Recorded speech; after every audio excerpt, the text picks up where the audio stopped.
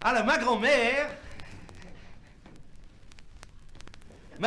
elle était née dans un petit village qui en avait un rabbin extraordinaire. Ah, il était un homme bon, il était un homme généreux, il était un homme juste. On l'appelait de tzaddik, le juste. Il était un homme savant, il sait tout, on l'appelait de chouchem, le chacham, l'homme qu'il sait. Et cet rabbin, on va le voir quand il y en a une question, il y en a une réponse, il y en a... qu'il passait quelque chose, voilà. Et ma grand-mère, elle est allée voir cet rabbin parce qu'il y en a eu un miracle à la maison. Pas un grand miracle, un petit miracle. Hein. Ah ben un miracle. Ça, j'expliquais. Parce que ma grand-mère, elle donnait une tartine au petit garçon, qu'il était un oncle, la maman, mais il était petit. Hein. Il lui donnait une tartine, du pain, avec des schmaltz. Pas du beurre, il n'y en a pas, hein, c'est trop cher. Du schmaltz, c'est bon, c'est du graisse de loi, vous connaissez? Moi, j'ai mangé aussi quand j'étais petit, des schmaltz. Elle donne une tartine au petit garçon, et le petit garçon, il a fait tomber la tartine par terre. Bon, alors, qu'est-ce qui se passait quand la tartine, il tombait par terre normalement? Il tombait du côté où il y en a le schmaltz. Autrement, c'est pas la peine qu'il tombait, vous étiez d'accord? Eh bien, 7 jours-là, la tartine, il était tombé de l'autre côté sèche. Alors, c'est un miracle. Pas un grand miracle, un petit miracle. Ah ben, c'est un miracle. Alors, ma grand-mère, elle est allée voir le rabbin demander les questions pourquoi. Premièrement, rabbin, il demandait une journée pour réfléchir, clair. Et le lendemain, quand ma grand-mère elle est allée voir le rabbin, elle a expliqué la raison pourquoi. Il a dit, c'est pas la tartine qui était tombée du mauvais côté. C'est vous qui l'avez mis le schmaltz du côté qu'il ne fallait pas.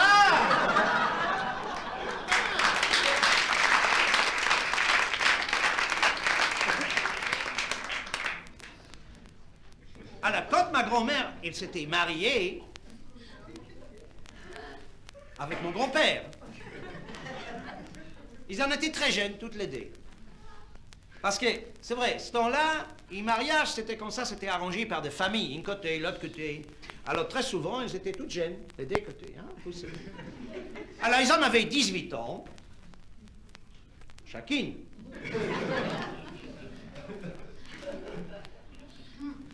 Et mon grand-père, il était un type qui apprenait tout, qu'est-ce qu'il faut sur des religions juives. Parce qu'il était dans des écoles spéciales, pour ça s'appelle Cheder, Yeshiva, et il apprenait tout, enfin presque, enfin... Non, il en avait une pointe faible, voilà. Mais il avait honte pour le dire pour des familles. Non, j'expliquais, parce que dans la religion juive, c'est un petit peu compliqué, voilà. Et c'était pour des fêtes juives. Vous savez, pour des fêtes religieuses, et Paiser, par exemple, c'est Pâques. Vous savez, c'est passé déjà, longtemps. Et vous savez qu'est-ce qu'on fait normalement? Et on changeait toutes les linges, on changeait toutes les vaisselles, on chasse le pain, on chasse la farine, on cherche des matzes, on fait un repas extraordinaire qui est très compliqué les premiers jours. Tout ça, il dure plus comme une semaine. Et alors, il en avait des choses qu'il ne connaît pas bien. Il a oublié parce qu'il était très jeune. Mais il a honte pour le demander les familles. Alors, qu'est-ce qu'il fait? Il a envoyé ma grand-mère pour espionner chez les voisins. Alors, ma grand-mère, elle sortit dans le riz du village. Elle regardait chez les voisins dans les fenêtres, derrière les rideaux. Et qu'est-ce qu'elle vit? Elle a hyper. Parce que les voisins, qu'est-ce qu'il en avait? J'en sais rien. Le monsieur, il était fâché, quelque chose, j'en sais rien. Il en avait une balai, il tapait sur la tête de sa femme. Alors ma grand-mère, elle vit ça, elle a peur, elle rentre à la maison, elle dit rien. Alors mon grand-père, il lui dit, alors qu'est-ce que tu vis chez les voisins? Et il dit rien. Elle a peur. Alors il insistait, il dit, mais je t'ai envoyé pour voir, pour des préparatifs, dis-moi, qu'est-ce que... Elle dit rien. Alors il insistait encore, elle était fâchée, il a crié déjà.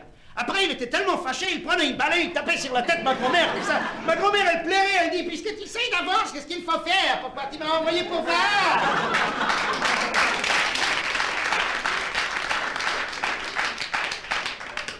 Bien, bon, à part de ça, il y en a un scandale dans la famille. Pas directement chez grand-mère, mais chez une cousine à elle, la fille du tante Yente, Mime Yente. Il en avait une jeune fille, sourde. Elle avait 17 ans, je sais pas, moi, et demi. Bon, enfin, je vais vous raconter toute l'histoire, je vais vous raconter tout, je vais vous raconter ça aussi. Bon. Eh ben, elle en a eu un bébé, il n'était pas marié, voilà. Bon, écoutez, avec ça, et dans une famille juive 100 années en arrière, dans un petit village, Pologne, on n'a pas fait une tragédie, c'est pas vrai, il faut le dire la vérité. Mais enfin, quand même, ça fait pas plaisir papa, maman. Hein. Alors, papa, les oncles, toute la journée, il demandait sa fille, il dit, sourd, dis-moi au moins qui est responsable, dis-moi qui est... Parce qu'on ne sait même pas qui c'était les pères. Et sourd, elle dit rien. Et tous les jours, il demandait, il insistait, il dit, dis-moi au moins qui l'a fait, dis-moi qui est responsable, dis quelque chose. Sourd, elle dit rien. Et puis un jour, elle a dit,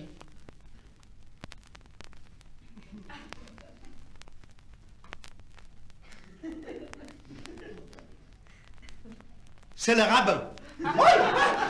Une chose comme ça, on ne peut pas écouter, une chose comme ça, on ne peut pas le croire. Comment on peut le croire? C'est pas possible, parce qu'il était un homme tellement honorable. Il en était marié, il en avait des enfants, il était un grand-père déjà. Comment on peut croire? On ne peut pas croire une chose comme ça. Alors, dans la famille, on n'a rien dit.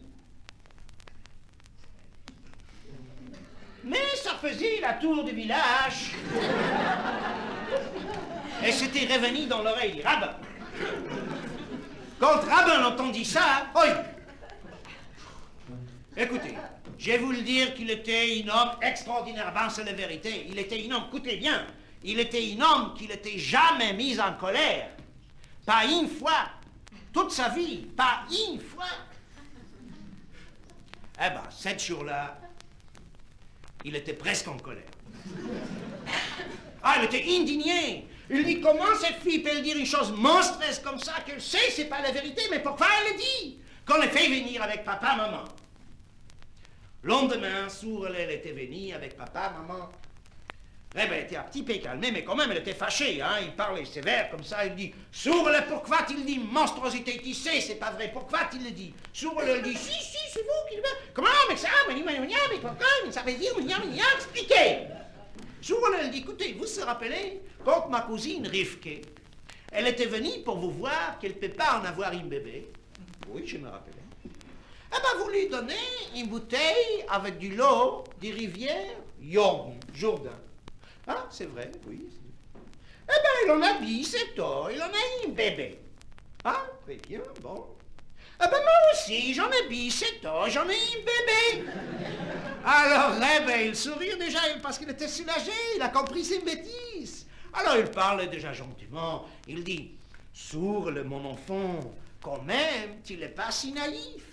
Tu le sais aussi qu'il faut qu'il y en a un homme qui passait par là. Et alors, elle dit, Sourle, ça manque des hommes dans le village.